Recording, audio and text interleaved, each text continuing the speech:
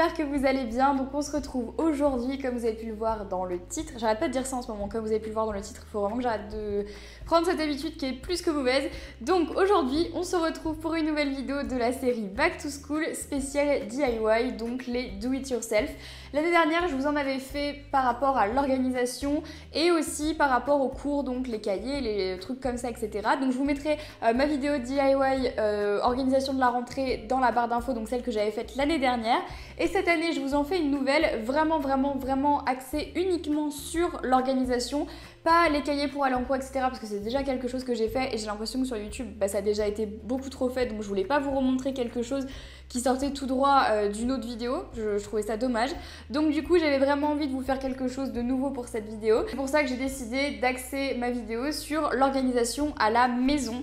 Parce que je me rends compte que pour bien travailler tout au long de l'année, même pour être organisé dans sa tête quand on va au boulot tous les jours et qu'on veut pas perdre de temps, il faut quand même un minimum d'organisation. Et parfois l'organisation c'est saoulant, c'est barbant, et j'avais envie de vous faire quelque chose d'un petit peu plus fun pour que ça soit plus fun pour vous de vous organiser tout au long de l'année. Donc je vous laisse avec les DIY, j'en dis pas plus et je vous retrouve juste après. On commence avec le premier DIY qui est en fait un tableau message. Alors il est super joli et c'est pour ça que je l'aime, c'est parce qu'il est très décoratif, mais en plus de ça il est surtout très pratique. Vous allez comprendre pourquoi. Alors pour ça vous avez besoin d'un cadre que moi j'ai trouvé chez Loisirs et Création, alors de préférence avec une vitre devant ou alors un plastique. Vous avez également besoin de feuilles colorées ou avec des motifs et de masking tape si jamais vous avez envie d'un petit peu plus de déco. J'enlève la partie de l'arrière du cadre, j'enlève également la feuille que je garde pour plus tard. Si vous n'en avez pas, vous pouvez très bien vous en faire une. Avec une feuille colorée, je viens tout simplement la positionner sur ma vitre et ensuite je rajoute la partie blanche, donc la feuille blanche que vous pouvez découper comme je vous l'ai dit si jamais vous n'en avez pas, et ensuite je viens remettre à l'arrière l'arrière tout simplement du cadre, et donc voilà ce que ça donne. Honnêtement c'est super facile à faire, rien de très compliqué, ça coûte pas très cher, je pense que vous avez déjà ce qu'il faut à la maison. Et l'avantage en fait de ce petit tableau, c'est qu'avec la vitre que vous avez à l'avant, donc soit du plastique soit une vitre, en tout cas comme si vous avez un cadre normal en fait, au lieu de mettre des photos à l'intérieur, on va s'en servir pour écrire des messages avec un stylo Velleda, vous savez ceux dont on se servait pour écrire sur les ardoises en plastique à l'école. Et bah c'est exactement la même chose, vous pouvez écrire à peu près tout ce que vous voulez, soit une quotation qui vous plaît, que vous avez envie de vous remémorer tous les jours, mais si jamais ça vous plaît pas, vous pouvez très bien venir utiliser le tableau comme une to-do list. Vous savez à quel point j'adore les to-do list et à quel point pour moi c'est important d'en avoir une dans sa chambre, parce que selon moi c'est la meilleure façon de rester organisé tout au long de la journée, de la semaine et donc de l'année. Donc venir écrire tout simplement tout ce qu'on a à faire sur notre petit tableau. Et quand c'est fait, on a juste à l'enlever. Et ensuite, le plus cool dans tout ça, c'est qu'on peut faire un message pour quelqu'un. Donc laisser un petit message à quelqu'un dès qu'il rentre dans la maison. Et ça, c'était pour Anil, par exemple. On passe ensuite au DIY numéro 2, qui est un de mes préférés parce que c'est sûrement un des plus pratiques.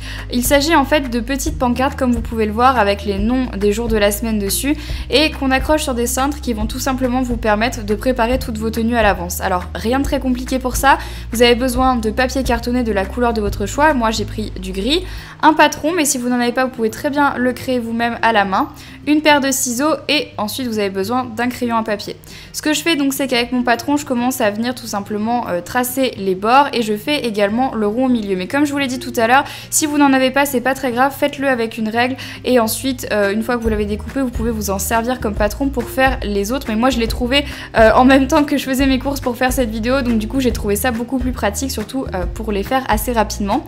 Donc une fois que j'ai tout simplement tracé mes petites pancartes sur ma feuille, une feuille fait environ 3 pancartes, hein, donc surtout utilisez-les bien comme il faut de manière à optimiser la feuille et à ne pas gâcher du papier. Et bah ensuite c'est pas compliqué, on découpe les bords et on vient découper l'intérieur des ronds. Et je sais pas vous, mais moi j'ai toujours eu vraiment beaucoup de mal à découper des ronds à l'intérieur de trucs, ça m'a toujours saoulé de faire ça, j'avais toujours peur de casser la feuille. Enfin bon bref, donc voilà à quoi ça ressemble à la fin. On va le faire du coup pour les jours de la semaine pour lesquels vous avez envie de vous organiser. Et ensuite avec du masking tape, donc le mien est rose comme ça parce que je trouve que ça va bien ensemble, le gris et le rose, et ben je vais tout simplement venir coller une petite bande plutôt vers le haut sur laquelle en fait ensuite je vais venir écrire les jours de la semaine. Donc moi j'ai fait une déco assez sobre, mais vous pouvez très bien faire la déco que vous voulez, qui vous plaît, avec les couleurs qui vous plaisent. Vous pouvez rajouter des stickers, vous pouvez rajouter je sais pas de la dentelle, plein de trucs. Par contre je vous recommande pas trop d'écrire avec un marqueur type Sharpie ou un gros marqueur, mais plutôt avec un petit crayon à papier feuillet ou un stylo, c'est beaucoup plus pratique, ça ne tâche pas, ça ne transfère pas sur le papier cartonné et du coup ça ne s'abîme pas, ce serait un peu dommage. Et en plus l'avantage du masking tape, c'est si jamais ça vous saoule, vous pouvez très bien l'enlever pour le changer par la suite puisque ça colle, mais ça ne colle pas pour l'éternité, donc ça c'est plutôt pas mal.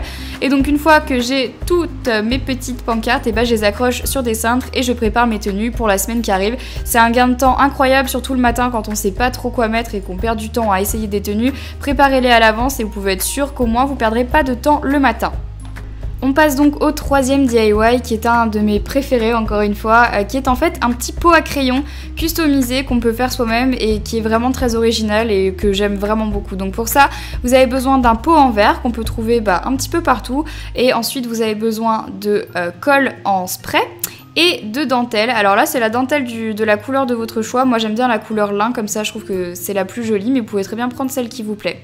Alors ce que je commence par faire, c'est faire un tour tout simplement de mon petit pot à crayon, enfin du coup qui n'est pas encore un pot à crayon mais mon pot en verre, pour voir à peu près combien je vais découper.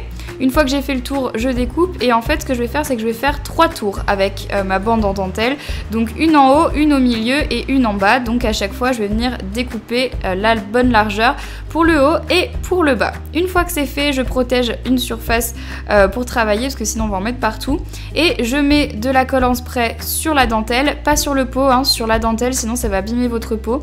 Et tout simplement, et c'est pas très compliqué, je vais venir coller la dentelle tout autour du pot. Donc allez-y doucement au début et surtout n'hésitez pas à rajouter de la colle sur la dentelle si vous voyez que ça ne colle pas tout à fait. Mais donc voilà le résultat. Alors on peut très bien les laisser comme ça en fait, parce que moi aussi je trouve ça très joli comme ça, mais bon je me suis dit que j'allais terminer le DIY. Donc là encore une fois, après avoir mis de la colle en spray sur ma deuxième petite partie de dentelle, et bien je vais la coller et je fais pareil pour la troisième partie de dentelle que je vais venir coller également. Si jamais vous n'avez pas envie de faire ça avec du ruban de dentelle, vous pouvez très bien faire ça avec une parcelle, enfin un petit morceau de dentelle qui fait à peu près la largeur et la hauteur de votre pot à crayon, ça marche aussi très bien. Et donc voilà le rendu final, on n'oublie pas de faire les petits ajustements et c'est terminé. Et je trouve ça vraiment ravissant, super joli, on peut vraiment faire des choses assez originales. En cadeau, je trouve ça aussi très très sympa. Et pareil, si vous avez envie de faire ça avec de la dentelle blanche, vous pouvez, avec de la dentelle rouge vous pouvez, et en fait au final avec n'importe quel tissu, mais c'est juste que je trouve ça sympa qu'on puisse encore voir l'intérieur. En fait vous pouvez également faire ça sur un pot opaque. Et ensuite donc on termine avec le quatrième DIY que j'adore parce que c'est un des plus pratiques en fait. Il s'agit d'une petite station de travail. Alors pour ça, vous avez besoin de boîtes de conserve qu'il aura fallu nettoyer et vider au préalable, n'est-ce pas? Vous avez besoin également d'une bombe de peinture blanche, parce que moi c'est la couleur dont je vais me servir. Donc on commence tout d'abord dans un carton, donc pour bien se protéger, on protège également ses mains avec un sopalin, venir passer de la bombe blanche sur les boîtes de conserve qu'on a au préalablement lavées, comme je vous l'ai dit, et enlever le papier bien évidemment. Et donc je vais faire ça pour les 2 boîtes de conserve que j'ai. Vous pouvez faire ça autant de fois que vous voulez avec autant de boîtes de conserve que vous avez. Donc, et ensuite ce qu'on va faire, c'est qu'on va tout simplement les laisser sécher donc pendant au moins 2 heures, de manière à ce que ça ne fasse pas de coulure. Vous avez également besoin d'un plateau, parce que en fait le but de la station de travail, c'est de pouvoir emmener sa station de travail un petit peu partout, et ça va vous servir à faire vos devoirs, votre travail un petit peu partout dans la maison. Donc moi j'ai acheté des petites boîtes chez Loisirs et Création pour pouvoir mettre plein de petites choses dedans que j'ai pas spécialement envie de voir traîner de partout. Donc par exemple là je vais mettre un petit peu de masking tape parce que je pense que c'est sympa quand on a envie de travailler d'avoir de la couleur. Je vais venir rajouter mes petits pots en fait qui vont me servir de pots à crayon, que je trouve très très joli. En fait c'est rien du tout mais c'est tellement sympa. Moi je faisais ça quand j'étais petite avec mon papa et du coup c'est un peu de là que j'ai repris le DIY. Et en fait à l'intérieur je vais venir mettre mes stylos, mes crayons à papier, mes effaceurs, enfin tout ce que vous voulez. Tout ce dont vous avez besoin pour travailler en fait et que vous avez envie d'avoir toujours à portée de main avec vous. Je vais venir mettre aussi des petits stickers en fait comme des post-it pour tout simplement noter des trucs dès que j'en ai l'occasion. Je vais venir mettre de la colle, des petites étiquettes et en fait vous pouvez le voir au fur et à mesure de ce DIY, j'ai un petit peu changé la disposition parce que je pense qu'il est utile de toujours changer la disposition pour voir celle qui nous va le mieux. J'ajoute également des petites pinces à linge, vous savez, pour venir ajouter des petites notes quelque part si jamais vous en avez envie. On vient prendre du blanc, un petit nettoyant pour les mains parce qu'en rentrant chez soi souvent on n'a pas les mains très très propres. Je rajoute encore une fois des petits stickers, du scotch, enfin vraiment Prenez tout ce dont vous avez besoin et je viens même rajouter une petite bougie Yankee Candle parce que je trouve ça sympa d'avoir une bougie qui sent bon à côté de nous quand on travaille.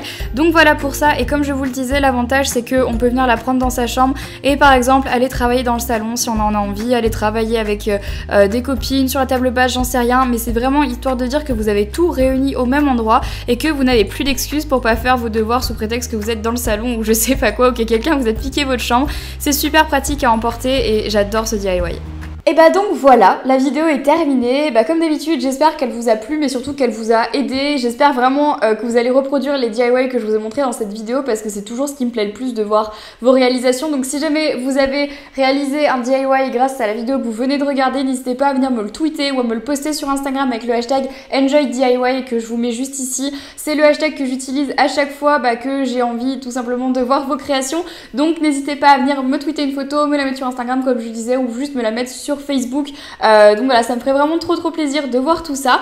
Et écoutez, encore une fois, mes petits chats, je vous aime très fort, je vous fais plein de gros bisous et je vous dis à très vite dans une prochaine vidéo. Bye bye.